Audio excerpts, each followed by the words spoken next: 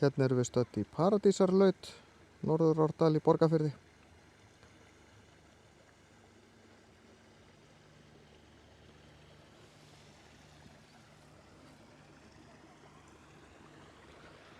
Við ætlum svo að kíkja að fossinum Glanna í Norðurá.